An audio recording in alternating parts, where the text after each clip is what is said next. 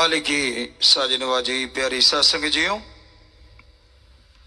हमारे ओम शास्त्र नाम शाह मस्तान दाता रहबर के बहुत ही प्यारे बच्चों, 1948 से हमारा ये परिवार बढ़ते बढ़ते बढ़ते बढ़ते एक बट वृक्ष बन चुका है।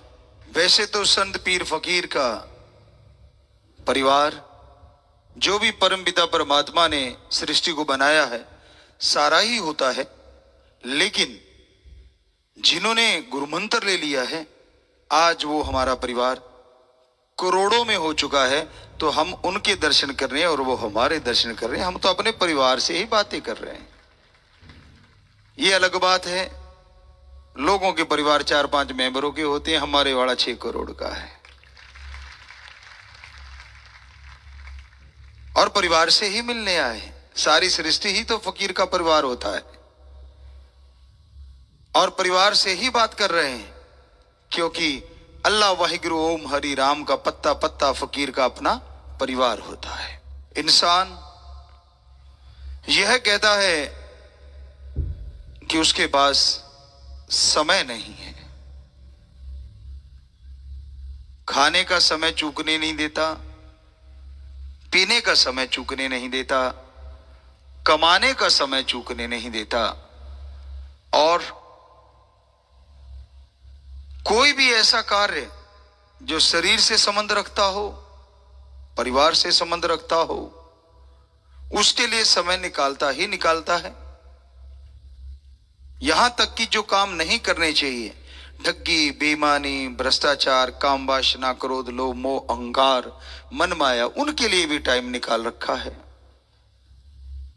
समय नहीं है तो ओम हरि अल्लाह वाहिगुरु राम की भक्ति इबादत के लिए, और उसको समय ना देने की वजह से आज समय में, या दूसरे शब्दों में कहें, समय ने इंसान का बुरा हाल कर रखा है। इंसान ने प्रभु की प्रकृति से छेड़छाड़ कर रखी है, और प्रकृति वापस बदला ले रही है, क्योंकि कुदरत के कादिर ने क्या खूबसूरत इस जमीन पे स्वर्ग बना रखे हैं, अलग अलग तरह के।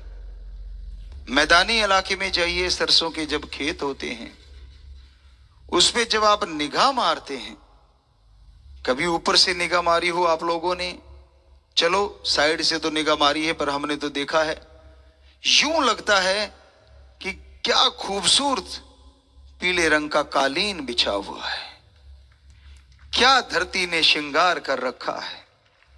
तो वो एक अलग तरह का स्वर्ग है। धरती पे चावल की खेती होती है, जीरी कह लीजिए, धान कह लीजिए, जब उसकी निगाह मारते हैं तो यूं लगता है किसी ने खूबसूरत हरे रंग का गलीचा बिछा रखा है। देखने का नजरिया आपको रोज कहते हैं अलग होता है। हम तो राजस्थान के टीलों में भी देखा, ऊपर चढ़ के वो टीले भी यूं लगते हैं कि कुदरत के कादिर ने क्या खूबसूरत डिजाइन बना रखे हैं, क्या उनकी धार होती है, और हवा चलने से क्या उनके ऊपर यूं यूं एक निशान पड़े होते हैं। वो एक अलग तरह का स्वर्ग है। बस देखने का नजरिया होना चाहिए।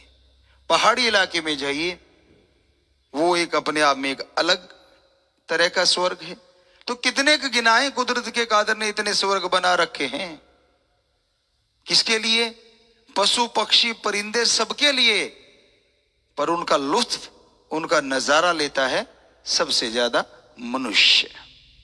वो समझता है उन चीजों को, एंजॉय करता है, उसे खुशी आती है ये सब देख के। लेकिन बड़ा दर्द होता है, बड़ा दुख होता है जब यही इंसान प्रभु की बनाई इन स्वर्ग जन्नत जैसी चीजों को बर्बाद कर रहा है, तबाह कर रहा है, और वहां पे अपने नए नए डिजाइन के मकान बनाता जा रहा है, कंक्रीट के महल माड़ियां बनते जा रहे हैं। और कुदरत ने जो भी चीज बनाई होती है वो बिना वजह नहीं बनाई होती, सबकी अपनी अपनी वजह होती है, सबका अपना अपना कारण होता है। पर ये दखलंदाजी कर रहा है, उसको बर्बाद करने पे तुला हुआ है आज का इंसान। जीने का स्रोत सबसे बड़ा पानी और हवा है। महानगरों में जाइए, अगर कोई गांव से पहली बार जाएगा, यकीन मानो उसे खींच खींच के सांस लेने पड़ेंगे। कारण इतना पोल्यूशन, इतना प्रदूषण बढ़ गया है, कहने सुनने से परे।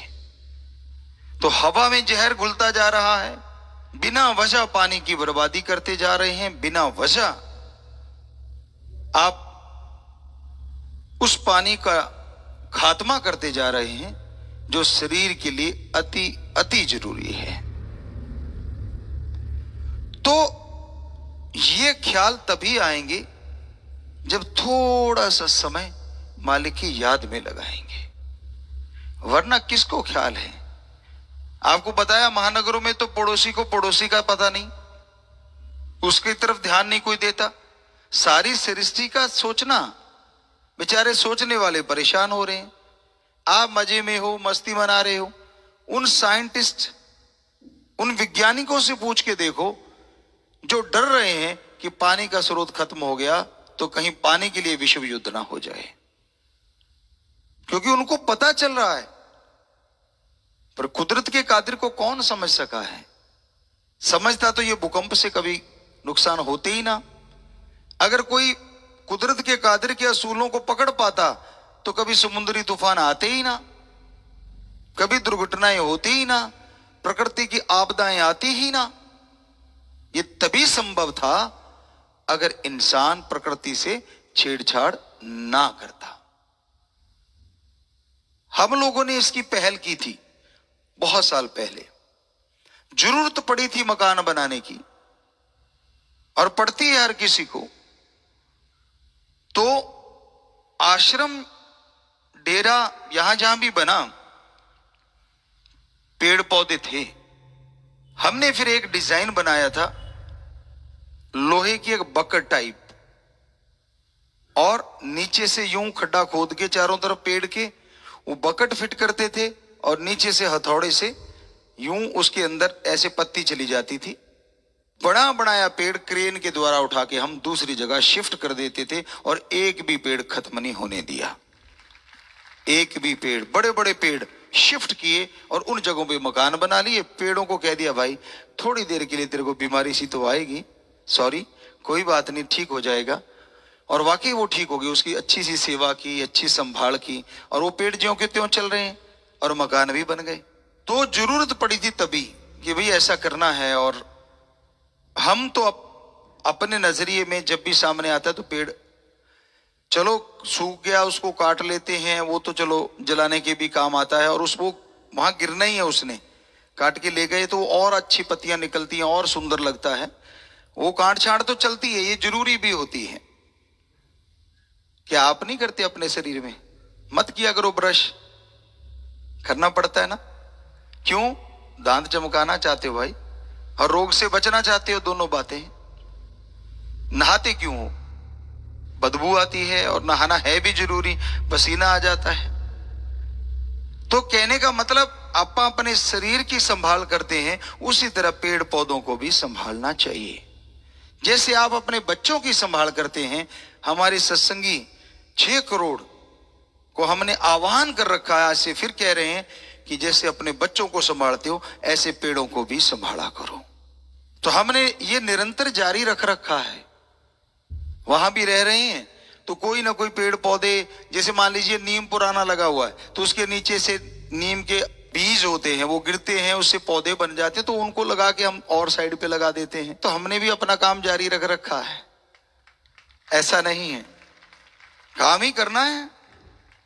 तो कहने का मतलब अगर सारे ही ऐसा करने लग जाएं तो ये कुदरत का स्वर्ग फिर से लहलहाने लग जाएगा, और हम आपको गारंटी देते हैं प्राकृतिक आपदाएं आनी कम हो जाएंगी।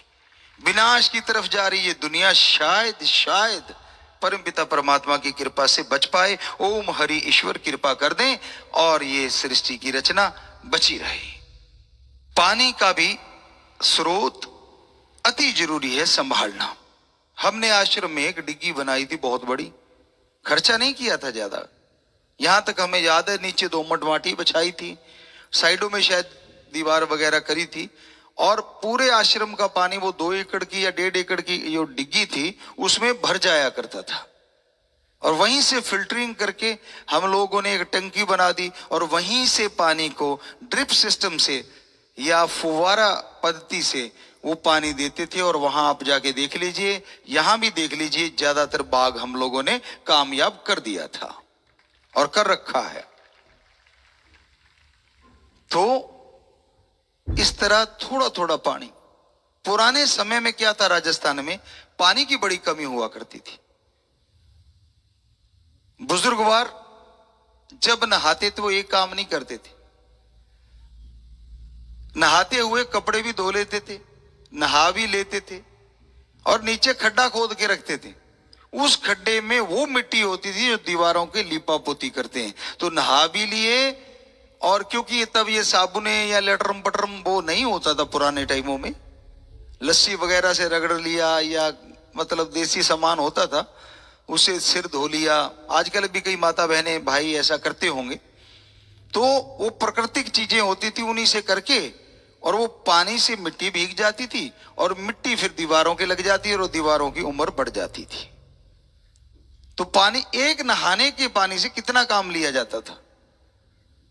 तो आज तो भाई आप ब्रश करते हैं टूटी छोड़ के और लगातार करते रहते, झागसी निकालते रहते हैं और पानी बेचारा बिना वजह बर्बाद होता रहता है। तो आपसे कहा था ये गिलास रख लिया करो, पानी का पहले ही भर के रख लो और ब्रश करते रहो। टूटी छोड़नी जरूरी है क्या?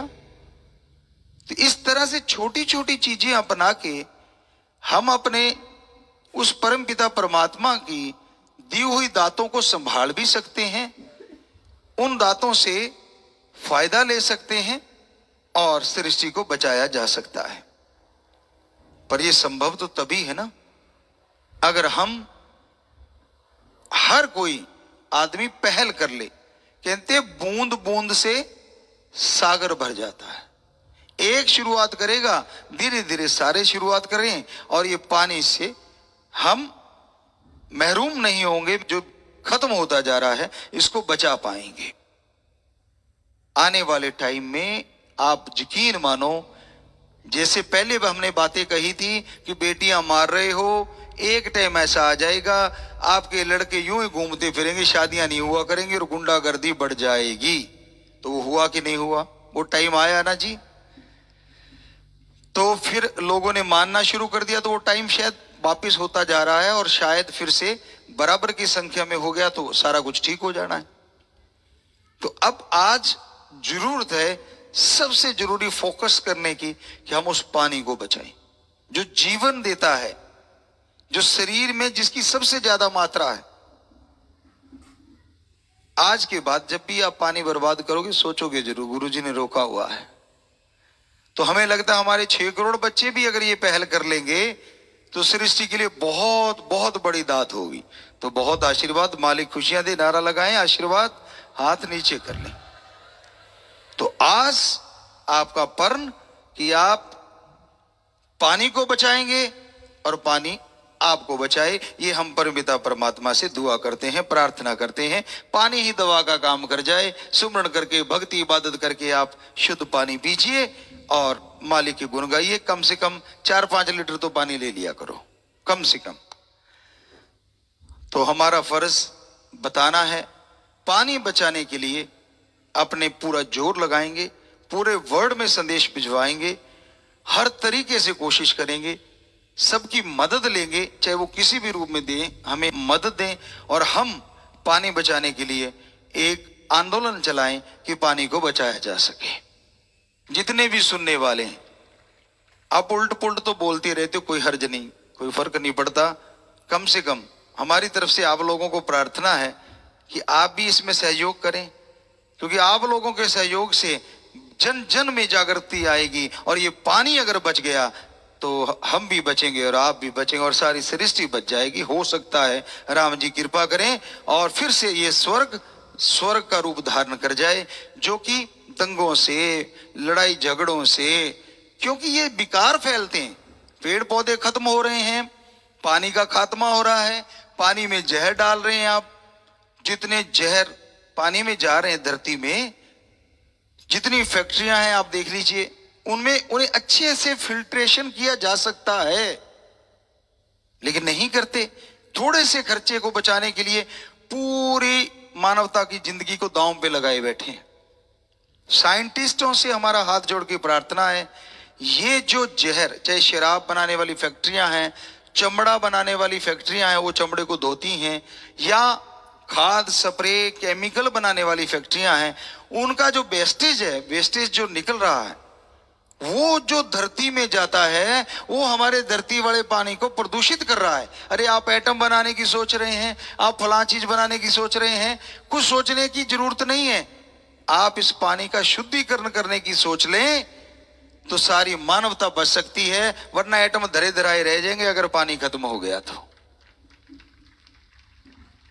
वो वैज्ञानिक सच कहते हैं, वो झूठ नहीं बोलते, क्योंकि हमें भी आभास होता है उन चीजों का। वो राम जी करवाते हैं कि अगर आने वाले टाइम में पानी खत्म हो गया तो होगा क्या। यहीं तक सीमित नहीं है ये डीजल, पेट्रोल, कोयला, कब तक? अगर यूं ही जनसंख्या बढ़ती चली गई तो इसके लिए भी ज्यादा समय नहीं बचा है खत्म होने में, फिर क्या होगा। तो इसलिए आज विप्रवा जी ने जो कहा कि 2 घड़ी तू बैठ के बंदे राम नाम गुण गा, शायद वो राम नाम गुण विप्रवा जी इस बॉडी में खुद ही गवा रहे हैं, आप लोग गा रहे हैं, अखंड सुमरण कर रहे हैं, उसी की तरंगे हैं जो हमारे अंदर आके विप्रवा जी हमसे कहलवा रहे हैं कि ये काम करना बंद हो जाए, ये काम करना शुरू कर दो, ताकि मानवता का भला हो, आने वाली प्रलय महाप्रलय से बचा जा सके। बाकी राम जाने, वो अपने कर्म अपने हिसाब से करता है, उसके नियम है। हर कोई मर्जी का मालिक है तो उसका, वो भी तो मर्जी का मालिक है। आदमी की मर्जी को बदला जा सकता है, पर उस राम ओम हरि अल्लाह वाहिगुरु गौड़ खुदा रब की मर्जी को कौन बदलेगा, कौन रोकेगा।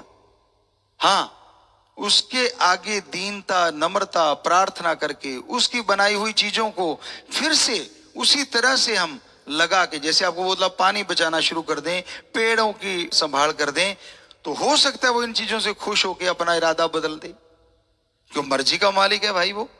तो इसलिए सभी से हमारी प्रार्थना कि जरूर आप दुनिया को सचेत करें पानी के बारे में, पेड़ पौधों के बारे में, प्रकृति के बारे में। और ये जन्म अनमोल मिला है हमें, इसका लाभ उठाएं। राम नाम का जाप करते रहो, उससे स्ट्रेंथ आती है, शक्ति आती है, ताकत आती है भले काम करने के लिए। वरना किसको फुर्सत है आज कि भलाई का सोचे? किसके पास समय है जो दूसरों के भलाई के बारे में सोचने के लिए समय दे? समय तो भगवान को नहीं दे रहा जो कि खुद का भला करेगा। तो पहले आप अपने लिए समय देना शुरू कर दो। कभी सोचा है आपने 24 घंटे हैं, क्या 10 मिनट कभी एकांत में आपने अपने लिए समय दिया है? बहुत कम लोग होंगे जो सिर्फ और सिर्फ और सिर्फ अपने लिए टाइम देते हैं। यानी उस 10 मिनट में सोचो कौन सी आप में अच्छी आदतें हैं, कौन सी आप में बुरी आदतें हैं, कौन से आप अच्छे कर्म कर रहे हैं, कौन से आप बुरे कर्म कर रहे हैं, कौन से बिजनेस कर रहे हैं, उसमें किस वजह से आपको घाटा पड़ रहा है और किस वजह से मुनाफा हो रहा है। पर सबसे बड़ी चीज ये सोचो, क्या आप सेहतमंद हैं? क्या आप वैसा ही रहेंगे? हर आदमी का शरीर डॉक्टर है, हर आदमी का शरीर वैद्य है, लेकिन उसकी सुनते नहीं आप। वो 10 मिनट दीजिए, फिर अपने शरीर की सुनिए। ये सुना था कि गाड़ियों में एयर बैग का शायद जरूरी हो गया है, शायद ऐसा। वो गाड़ियों के लिए हुआ है, आपके लिए नहीं। आप नहीं समझे। ये जो आप एयर बैग बना लेते हैं, 2 यहां निकल आते हैं, एक बड़ा एयर बैग बैलून यहां होता है, चला जाता नहीं, हाँफते रहते हैं। तो ये एयर बैग मत बढ़ाओ।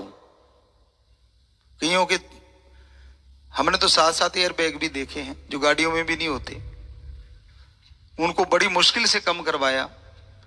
तो आप समझने वाले समझ गए होंगे, मोटापा अलग अलग तरह से बेढंगे से हो जाते हैं, यहां से बढ़ गए, पीछे आगे से बढ़ गए, पेट बढ़ गया, और फिर हाँफते हैं। अब छोटे छोटे बच्चों को देखा हमने, माँ के बेटे फोन का कुछ भी पूछ लो, बड़ों को अकल नहीं जितनी उनको है, पर शरीर आहा क्या कागजी पहलवान है। ऐसी उंगली अगर हमारे जैसा आदमी जो, या कोई भी प्लेयर आदमी अगर ऐसे हार्ड उंगली मारते तो हमें लगता है काफी अंदर तक चली जाए, इतने थुल बॉडी, चुक चुक चुक चुक। इधर लटके तो यूं लगता है कि लोथड़ा सा इधर लुटक गया, इधर लुटके तो एक लोथड़ा सा इधर लुटक गया। क्या करोगे आने वाले समाज में? अरे हमारी पीढ़ी को क्या होता जा रहा है ये। और बेपरवाही का रहमो करम। अब जुबान पे बात आ गई, कहना ही पड़ेगा। उन्होंने ऐसा रहमो करम किया, हमने एक्सरसाइज करते रहते हैं वहां, आपका तो काम धंधा अपना करते रहते हैं, जो भी खेती बाड़ी अपना सारा चलता है, क्योंकि शौक है इन चीजों का। खेती तो हमारा एक वो जुनून है, प्रकृति को सजाना संवारना या उसको लगाना। तो हमारे वहां आंखें चेक की गई। यहां जब हम लोग आए तो पहले एक बार ऐसा था कि जो बाहर भी चश्मा लगा के बारीक अक्षर पढ़ने पड़ते थे, लेकिन बेपुरा जी ने ऐसा रहमत की है, हमारी तो निगाह भी 6x6 हो गई है। अब बिना चश्मे के हम यहां मर्जी बैठा के अखबार पढ़ लेते हैं। बड़े से बड़े एक डॉक्टर सज्जन आए थे जो कि विदेशों में जाते हैं, बहुत ही आंखों के सुपर स्पेशलिस्ट हैं। कहने गुरुजी मुझे ये बता दो, ये वापस बैक कैसे किया है? 40+ वालों का तो बैक होता नहीं। हमने कहा नहीं है यार, हम तो 50+ वालों में अगर तेरी निगाह में देखें तो, लेकिन ये कैसे हो गया? अपनी एक्सरसाइज रखो, आदत बना लो। हमें ऐसी आदत लग गई है, ऐसी तलब लग गई है। अब आप लोगों के पास आते हैं, सब कुछ करते हैं, लेकिन वो चीज हमसे छूटी नहीं पाई और ना ही छूटे कभी। सवाल ही पैदा नहीं होता कि इस बॉडी से बेपरवाही ने काम लेना है, आपकी सेवा लेनी। चौकीदार हैं, पर चौकीदार मजबूत होगा तभी तो बच्चे जल्दी जल्दी जागेंगे और अच्छे काम करेंगे और खुशियों से झोलियां भरेंगे ना। और हमने कौन सा ओलंपिक में जाना भाई, आपकी सेवा के लिए। सो कहने का मतलब 40 साल के यहां बूढ़े बहुत बैठे होंगे और 80 साल के जवान भी बहुत हैं। शरीर दिमागी तौर पे भी तंदुरुस्त चाहिए, पर फिजिकली भी तंदुरुस्त चाहिए। तो आज के बच्चों को ये जो गेम खेलते हैं, हमारा कोई ऐसा नहीं भाई कहीं हमें लड़ने मत लग जाना कि पिताजी ने ये हमारा बंद करवा दिया डंगा। खेलो, लिमिट टाइम में खेलो। रजाई में ले लेके खेलोगे तो मोटे चश्मे आएंगे। आराम से पूछ के खेल लो, माँ बाप से टाइम ले लो, घंटा 2 घंटे।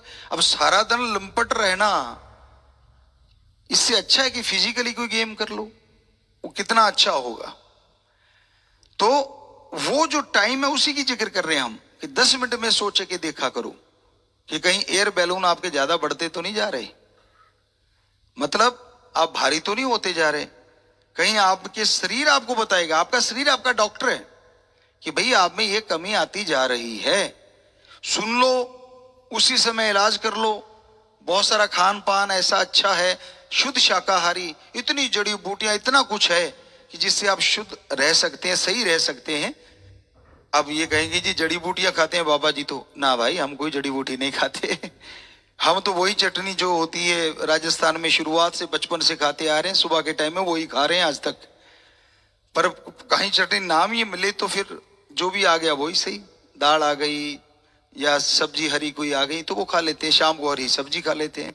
तो हम तो वैसे कह रहे हैं कि अगर शरीर में कमी आती है तो प्रकृति ने हमें इतना कुछ दे रखा है, उनको खाने से। अब जैसे मान लो आपके आयरन की कमी आती है, पालक खा लो, पालक गजब कर देगा आपका।